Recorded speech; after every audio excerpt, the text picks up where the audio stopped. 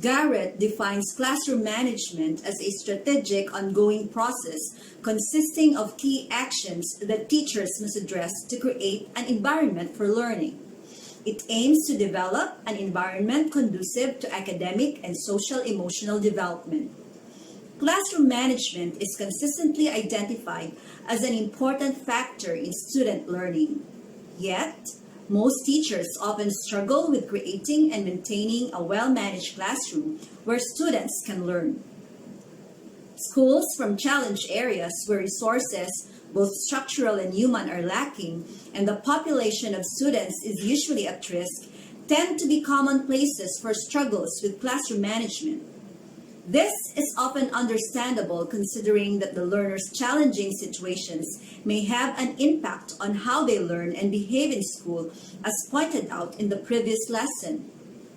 Haberman stated, whatever the reasons for children's behavior, whether poverty, personality, a handicapping condition, a dysfunctional home, or an abusive environment, classroom teachers are responsible for managing children, seeing that they work together in a confined space for long periods, and ensuring that they learn. Haberman's statement summarizes the realization that student learning is contingent on teachers' ability to create and sustain optimal learning environments. In order to create an environment conducive to academic and social emotional learning, it is necessary to develop an understanding of what effective classroom management entails.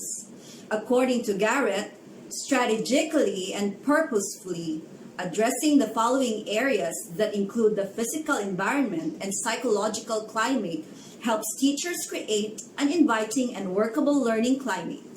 This will be explained considering the context of learners in the challenge areas.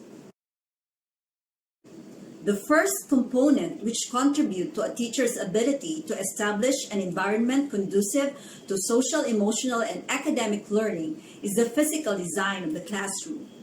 Students need adequate space in which to learn individually and collaboratively. One of the main factors determining how much time teachers spend organizing and directing students and dealing with inappropriate and disruptive behavior is the physical arrangement of the classroom. Decisions about how to arrange the furniture, set up work areas or centers, store everyday classroom supplies and materials, and decorate the classroom are just some examples of the tasks related to the physical design of the classroom. These are the basic elements of the physical environment of a typical classroom. However, in the case of schools in challenge areas, there is more than what the eyes can see.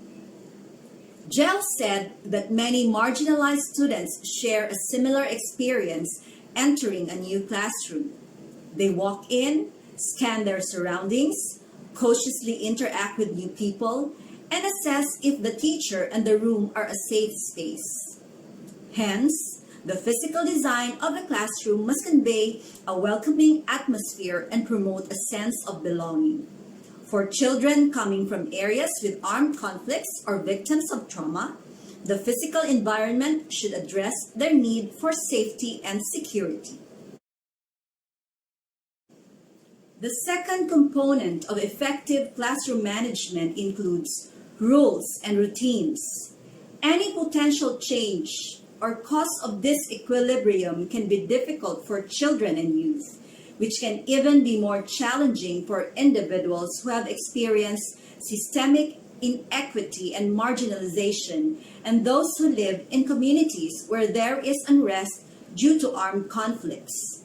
Given the stressors associated with all this, rules and routines help establish a certain level of safety and order in the perturbed lives of these learners. The teachers classified as effective classroom managers have clear rules for general conduct and procedures or routines for carrying out specific tasks and spend time the first few days of school teaching these rules and routines. Rules and routines both communicate an expectation about behavior.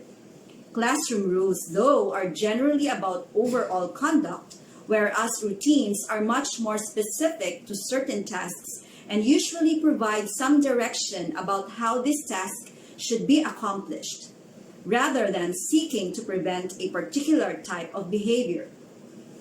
By practice, teachers establish class rules and routines to keep the class activities running smoothly with as little disruption and loss of time as possible.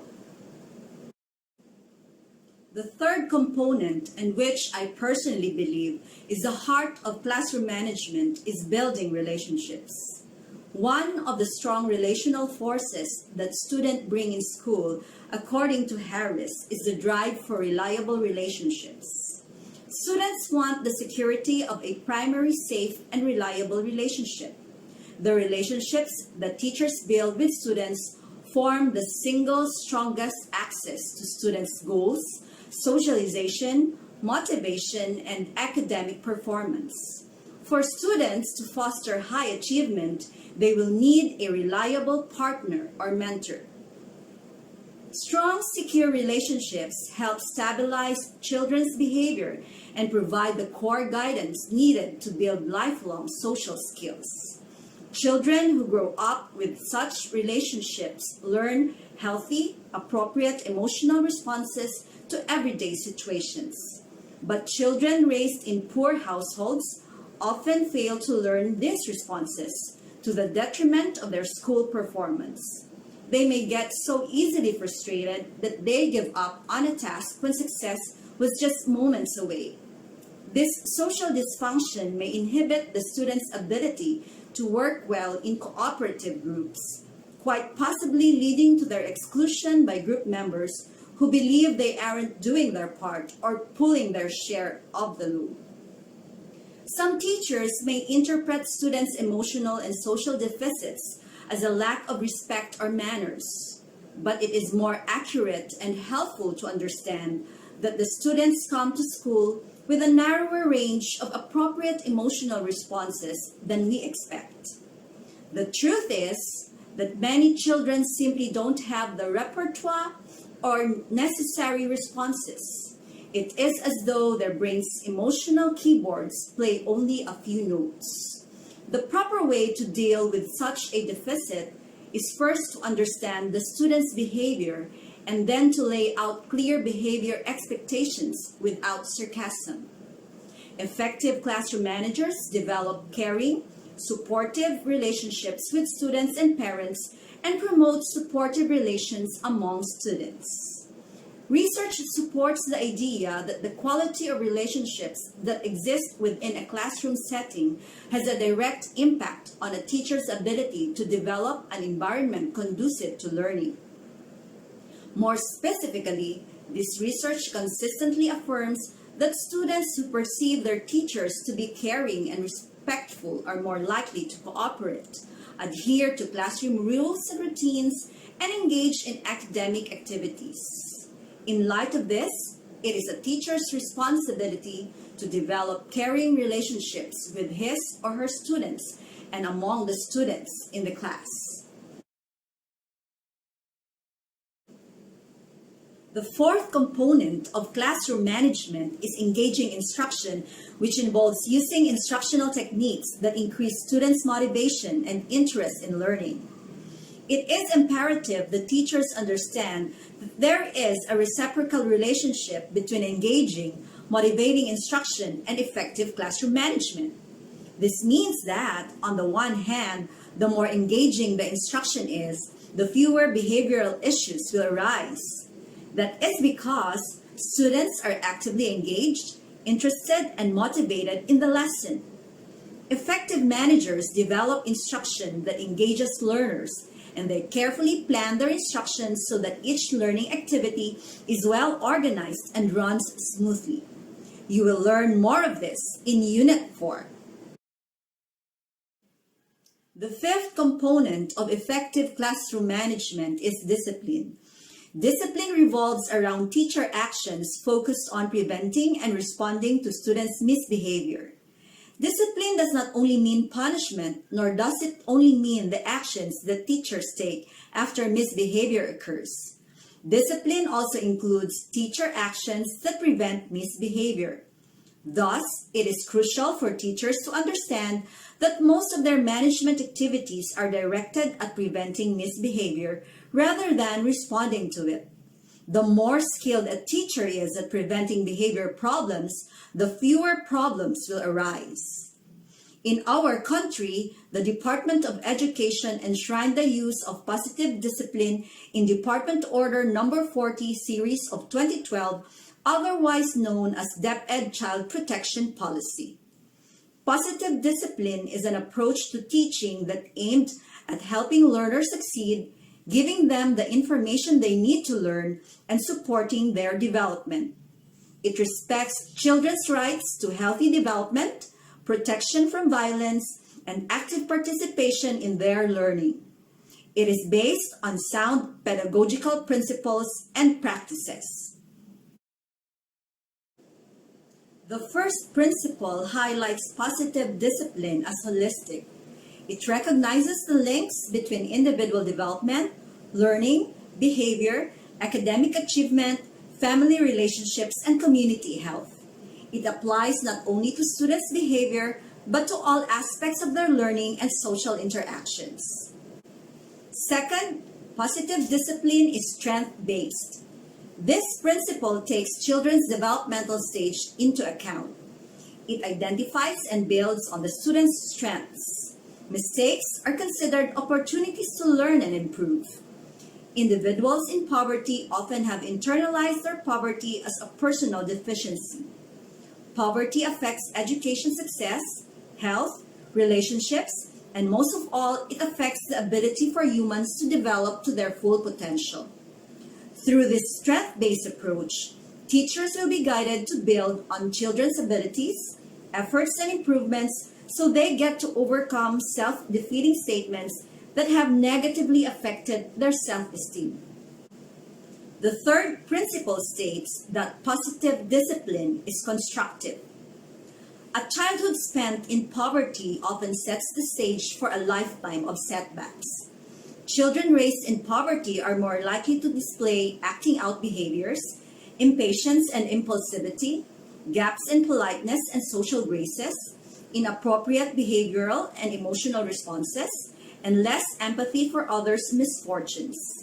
These behaviors will likely puzzle, frustrate, or irritate teachers who have less experience teaching students raised in poverty.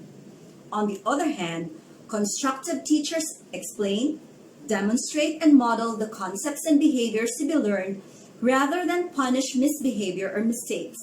They aim at strengthening students' self-esteem and confidence. The fourth principle emphasizes positive discipline as inclusive. According to Communication Across Barriers, people living in poverty often experience education as stress and see it as a place they do not belong. Students and their families living in the crisis of poverty receive messages from society that no one cares, that something is wrong with them and people like them don't get educated. Inclusivity as a principle of positive discipline considers children's individual needs, strengths, social skills, and learning styles within an integrated classroom. It recognizes and respects the diversity of all students. The fifth principle of positive discipline is being proactive. We have expectations of all children, but sometimes we expect too little, especially of children raised in poverty. We assume that disadvantaged students will have less access to resources, be more stressed, be sick more often, and have less emotional support and intellectual stimulation at home. However, the likely conclusion, the one that says that children of poverty will necessarily do poorly in school, should not be automatic. According to Dixon, if teachers can get students to hope beyond what is typical of those around them, then that gets them to take action. As students move to act and take more responsibility for their learning and behavior, teachers spend less time correcting misbehavior. Less attention to discipline concerns translates into more time for teaching and learning. Lastly, positive discipline is participatory. Marginalized learners are more likely to give up or become passive and uninterested in school. This giving up process is known as learned helplessness, which is an adaptive response to life conditions. Many children with learned helplessness become fatalistic about their lives and are more likely to drop out of school. The positive discipline approach can play a key role in creating safer and accepting learning spaces where challenged learners feel that their rights and dignity are respected. This kind of environment can empower learners to step up, make decisions, find solutions to problems, and achieve their full potential. Indeed, effective teachers are classroom managers who create positive physical and emotional environments. They establish routines, lessons, and disciplinary strategies that teach students the necessary academic, social, and emotional skills that will help them thrive in their relationships, their education, and life in general. As students take more responsibility for their learning and behavior, teachers spend less time correcting misbehavior. Less attention to discipline concerns translates into more time for teaching and learning.